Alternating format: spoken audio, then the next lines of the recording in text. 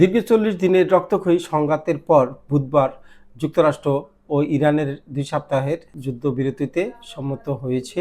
শনিবার ১১ এপ্রিল ইসলামাবাদে এই বিষয় নিয়ে উচ্চ পর্যায়ের আলোচনা শুরু হওয়ার কথা রয়েছে।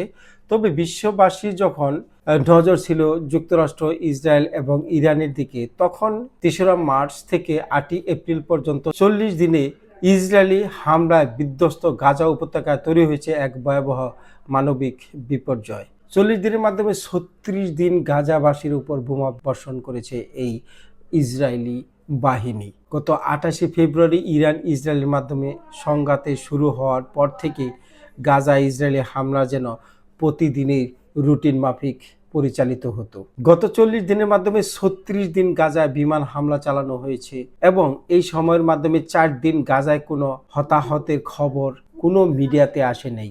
এই সময়সীমার মাধ্যমে ইসরায়েলি হামলায় গাজায় অন্তত ১৬০ জন নিহত এবং ৩৪২ জন আহত হয়েছে। সামগ্রিকভাবে গাজায় মোট জনসংখ্যার ১০% হতাহতের তালিকায় এসেছে। নিহতের মোট সংখ্যা ৭২,০০০ ছাড়িয়েছে, যাদের বেশিরভাগই নারী ও শিশু। এদের প্রতি কারো কিন্তু নজর ছিল না। নির্বিচারে এই গাজাবাসীর উপর হত্যাযজ্ঞ চালিয়েছে ওই ইসরায়েল বাহিনী। দর্শক, যারা ফেসবুক পেজ থেকে আমার ভিডিওটা দেখতেছেন তারা ফলো দিবেন, শেয়ার করবেন।